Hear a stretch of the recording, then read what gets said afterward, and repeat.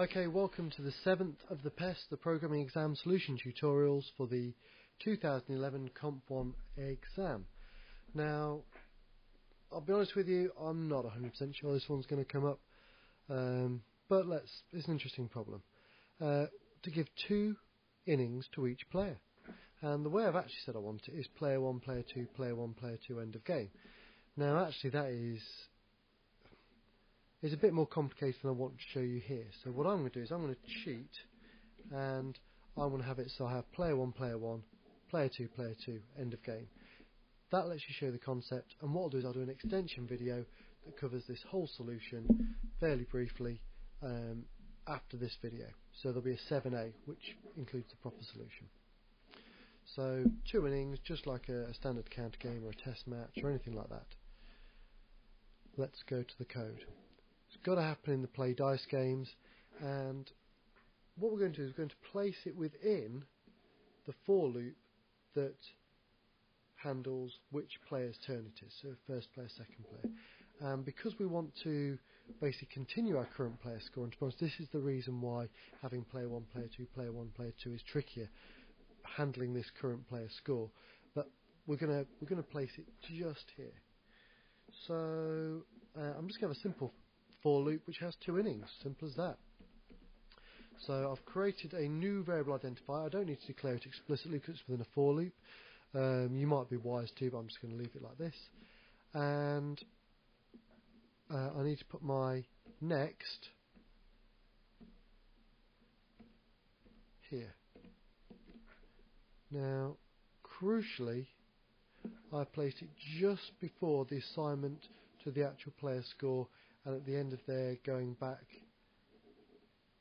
to change the player number. You probably want to step through this a few times to get your head round exactly how this play dice games procedure is working.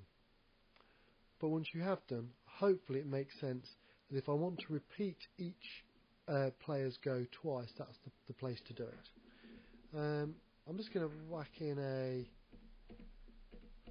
little display which just says that which innings is actually being played.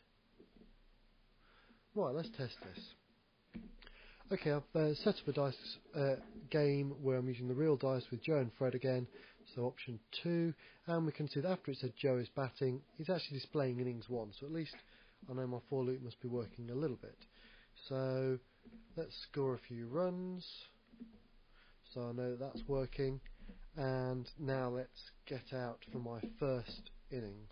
Could be out, I think it's going to be bowled out. Fantastic. It says my final score was 3. I suppose I could have an innings thing in that display, but crucially I'm now coming up with a second innings. Still says Joe is batting, so let's score another couple of runs. Oh, it is definitely continued to, let's score a 6. Yeah, I've scored 11 runs, so it's definitely adding up both my runs from both innings. And let's get out this time, make sure that works.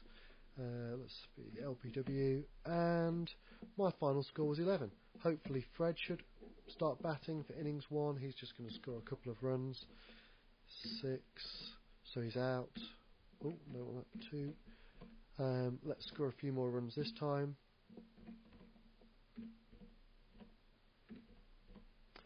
So both players are increasing their scores over the 2 innings. Let's get out. 3, LBW. So, both players had their scores accumulated or gathered for both innings. And I know that they've been recognised at the end because it thinks both of them have got the top scores. Now, clearly this is a nightmare to evidence that you've done that testing across 2 of them, and it would feel even more of a nightmare to evidence that it works if I had first player, second player, first player, second player.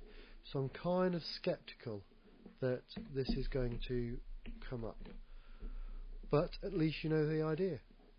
I will provide a solution for the 1 player, 2 player, 1 player, 2 player, 2 innings, but I'll just get your head around this first.